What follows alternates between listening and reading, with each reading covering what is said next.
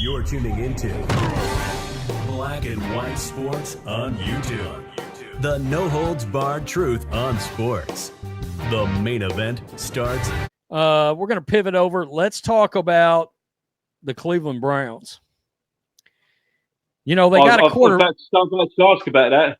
They got a quarterback, and there's a lot of things coming out right now. Look, I've been as critical of Shedeur as anybody. He's winning that starting job. He looks good in camp. He looks good in camp so far. He's winning that starting job. Mark my words.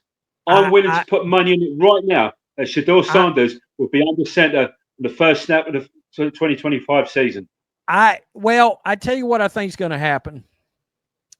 I think Joe Flacco is going to win that job, but I think Shedeur is going to be the backup quarterback right off the bat. And if they start out and they lose a certain amount of games, did that screen share not happen? Let me delete it and bring it back in. Present. Share. I will guarantee you, Rose, Shedeur Sanders will be starting that game in London on the 5th of October. So you think he's going to win the job right off the bat? I do, yeah. Okay, well we'll get to somebody else that thinks the same thing, that thinks it's a wrap already. So the Browns, we know, has got this logjam at quarterback. We're talking Flacco, Kenny Pickett, Dillon Gabriel, Shedeur Sanders, and lurking in the background is like a nightmare is fucking Deshaun Watson. Believe it or not. Yeah. Because he's already talking like he wants to actually come back and play this year, which is going to turn into a nightmare for the Browns. They were saying yesterday that I did a video on it. It could be the first time that we ever see a player actually file a grievance because they want to play, as opposed to I'm still injured and need to stay out. It's going to be the reverse of what we actually see. So Zach Jackson of The Athletic spoke to the Ultimate Cleveland Sports Show about the talent level of Shedeur, and he's got some interesting things to say here. I watch him. He's talented. I hear things. He's handling things well. We'll see. He's 2 days in. He's 2 weeks in. He's going to have to win every single day in the meetings, in the asking questions, in the staying after practice and all of that, because just to earn more chances, right? And we're going to really judge, and I'm going to be a part of it when we get to the summer and these joint practices, because that's where it's going to be. But to earn those chances, he has to do it. Now, and I really think the other guy does too, because I don't see the other guy impressing at all. And I'm not trying to be personal with him. Right, he does not look like an NFL quarterback. And 31 other draft rooms didn't think he was a second-day pick. Yeah. So he's going to have to earn those too, because eventually they're going to matter. Right now, we're just talking about them. They don't matter. Do you agree with Jason? It was Joe and then Shedeur as the top two guys? 100%. 100%. Okay, so he's saying it's Joe Flacco and it's Shedeur right off the bat. So let's go over here before we jump into what we think. And guess who else thinks it's a wrap? Cowherd yesterday on his show. Let's put the numbers up for the television audience.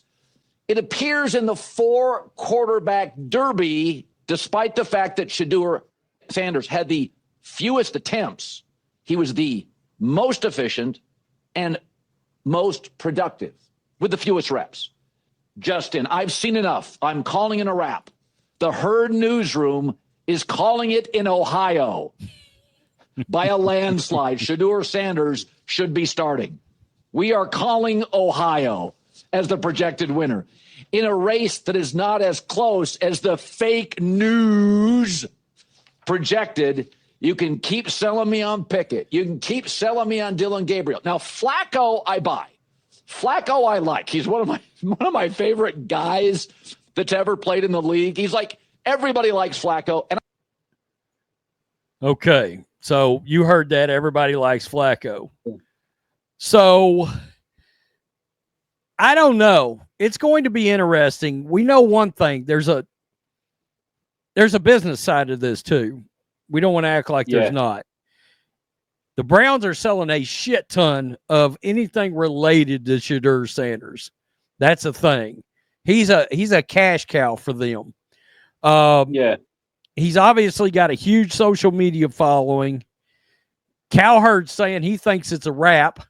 He thinks he's going to be the starter. You think he's going to be the starter. I think at the very least, he's worked himself up to probably being at least the backup. And by the way, I think Pickett's dust. I think Pickett be toast. I think Pickett be going to another team. Wasn't it 3 weeks ago we just heard that Shedeur was fourth?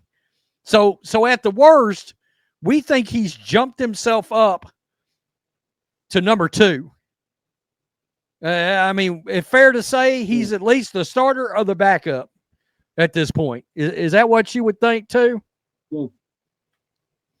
Yeah, definitely. Yeah.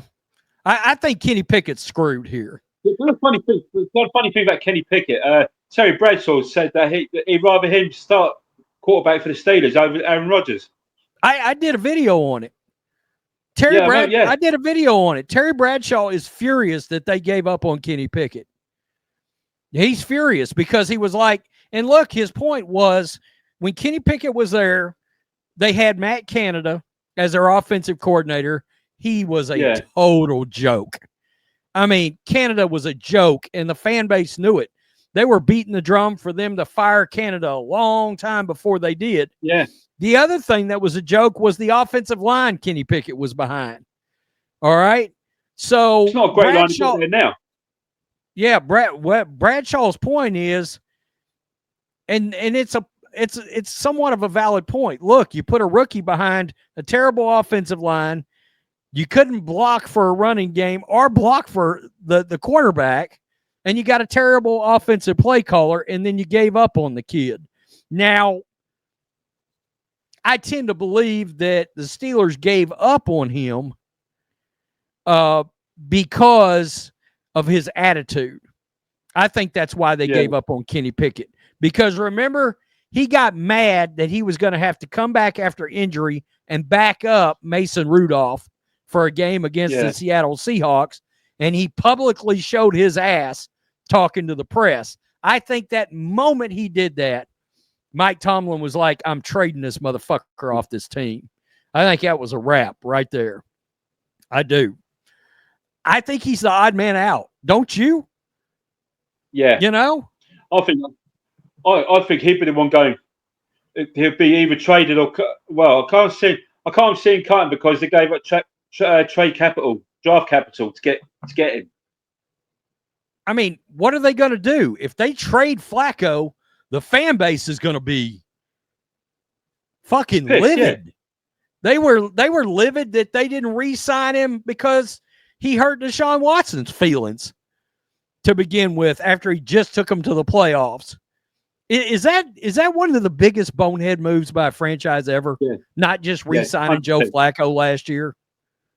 100%. I mean, you watched him throw, and I covered that run that Flacco had with the Browns. I covered that. If my memory serves correctly, he had 6 or 7 consecutive 300-yard passing games during that run. I mean, Flacco can throw the ball all over the place. Now he'll throw it to the other. He'll throw it to the other team, but I mean, he could always move the ball down the field, and Stefanski's offense. And this is why Deshaun Watson looks so bad. Stefanski's offense is very quarterback friendly.